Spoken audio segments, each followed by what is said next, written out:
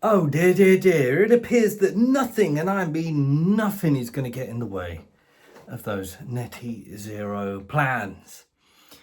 They are looking into ways, specifically old Miliband and his crew are looking into ways to make it so much easier to prevent you from being able to object to having things like pylons in your garden or on your land, or pretty much anywhere near you.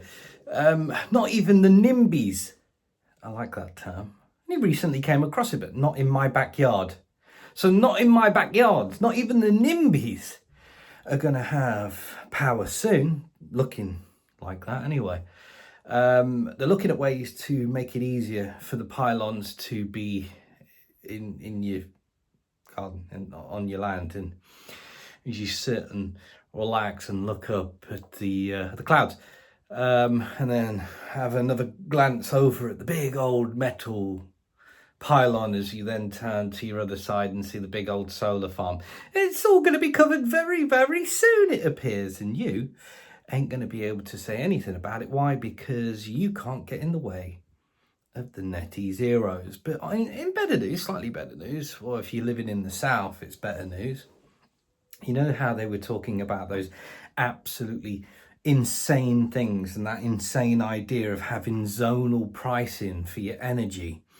In other words, if you lived in the south, you were going to pay more money than people living in the north, living in Scotland, for example. You were going to foot the bill more than anybody else. That looks like it's been scrapped for now, of course. That one seemed like it was maybe a step too far, perhaps. Yeah, maybe it'll be one of them things in the coming years that will just be, well, that's how it's going to be. In the meantime, the madness has just slowed down ever such a little bit, yeah, before they go full force. So if there's plans to have that mast or that pylon or that whatever it may be, solar farm, shiny metallic, right in front of your frigging peepers, yeah, it may be harder for you to object about that. Ta-ta.